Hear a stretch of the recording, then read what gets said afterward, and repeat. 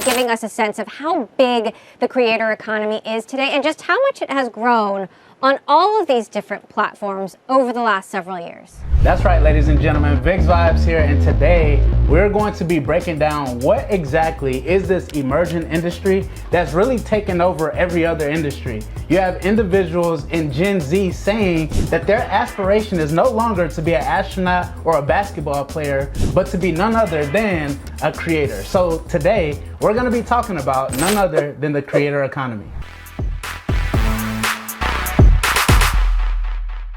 Now, in order for us to really have this conversation, I think it's very important to actually look at the term creator. I think it's important for us to define who the creators are and exactly why are we adding this word economy to the end of it. Well, the funny thing is, if you date back maybe 5-10 years or so, individuals that were doing the exact same thing didn't quite have the same prestige and a title that we have today. I mean, take it from me firsthand. If you were somebody that was creating content during those early 2010 years, trust me, you were just being called an influencer. And influencers didn't necessarily have a good rap.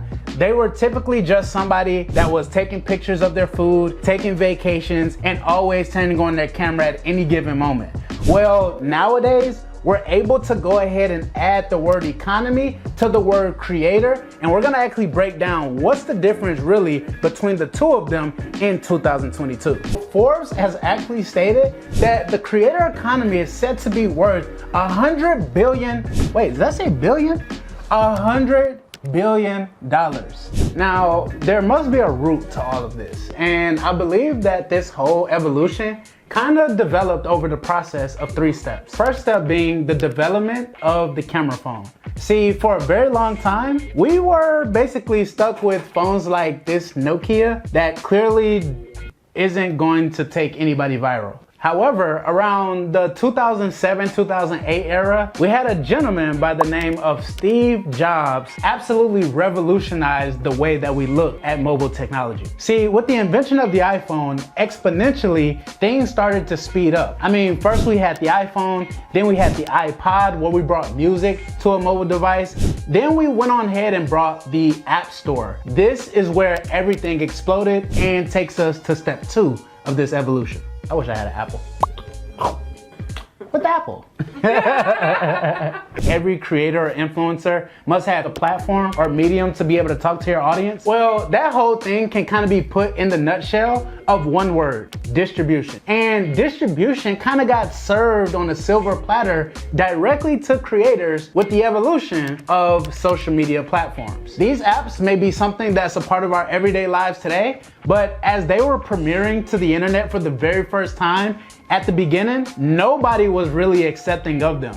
I mean, take a look here. Look at how YouTube, aka broadcast yourself, used to actually look in comparison to how it looks today. We didn't even have a TikTok. Twitch wasn't necessarily a thing. And Instagram, well, looked like this. Now, anyone who may have been in a position similar to myself, where we were active on the social medias, but we didn't necessarily see a huge monetization opportunity right there at the brink. And this is partly due to the fact that the apps actually developed over time. See, Instagram was just a photo sharing app initially. And as we all know today, well, Instagram is still trying to figure itself out. See, over the last couple of years, the platforms themselves have actually started to develop, actually opening up opportunities for the creators to create paywalls between them and their audience. Platforms like YouTube have a partner program where if you have over 1,000 subscribers, 4,000 watch hours, you're able to actually receive part of the ad money that big corporations are actually placing on top of the videos. On Instagram, they've actually opened up a feature where if you're on an IG Live, your viewers can actually give you tips right there in the video.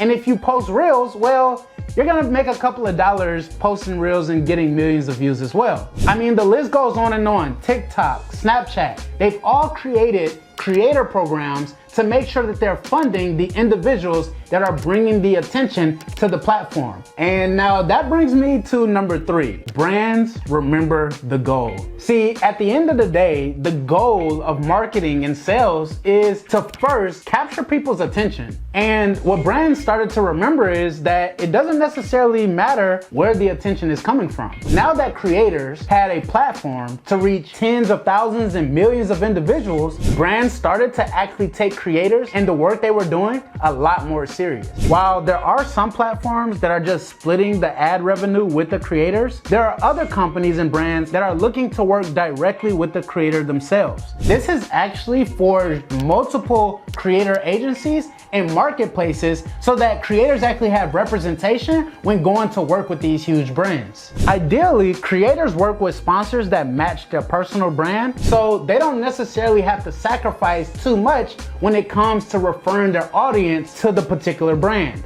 As a matter of fact, when brand deals first started to pop up, it was kind of risky because there was this kind of cancel culture where if an influencer who had always made organic free content started to talk about a brand, you could actually risk losing your audience, being called a sellout, which was terrible for the creator because most times they were spending so much time creating, there wasn't much room for monetization. However, I'm glad that the climate has changed where brands are able to work directly with creators, and the audience to those creators are actually very supportive when the creator is actually able to land something that further supports their career. And now the bonus step, which we'll actually talk about in a completely separate video, is gonna be step number 4, and that is Web 5.0, which I know is kind of a curveball. Individuals have been talking about Web 3, but I'll break down exactly why I feel like it's a combination between both Web 2 and Web 3. Ultimately, it's just a great time to become a creator and start looking into the skill sets that it takes to really take things to the next level. I mean, I'm a millennial in my 20s, and when I was coming up, although I was learning about computers and cameras and technology, there wasn't necessarily a way for us to be making money with our creation. I mean, look at things